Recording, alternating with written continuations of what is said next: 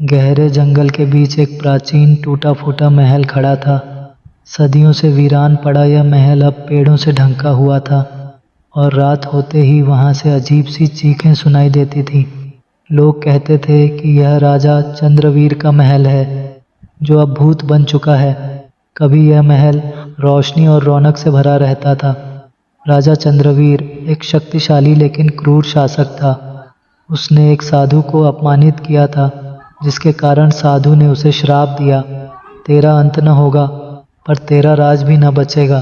तू इस महल में आत्मा बनकर सड़ता रहेगा। रात के समय महल में दीवारों से खून टपकता और बिना सिर की परछाइयां चलती।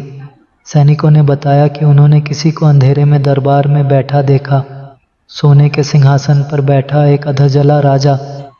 100 साल बाद एक साहसी राजकुमार अर्जुन उस रहस्य को सुलझाने महल पहुंचा।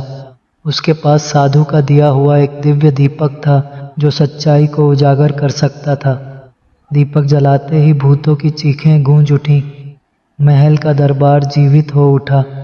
भूत राजा चंद्रवीर प्रकट हुआ, आंखों में आग, शरीर अधजला।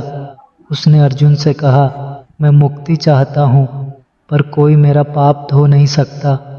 अर्जुन ने तपस्या की और साधु के मंत्रों से अंततः राजा को मुक्ति दिलाई। महल में उजाला हो गया और वह डरावना स्थान शांत हो गया। अब वह महल शाप मुक्त हो चुका था। लोग फिर वहां बसने लगे और एक मंदिर बनवाया गया जहां राजा की आत्मा की शांति के लिए दीप जलाए जाते हैं। पर रात को कभी कभी अब भी राजा की छाया दिखाई देती है, जैसे वह देख रहा हो कि कोई फिर पाप तो नहीं कर रहा।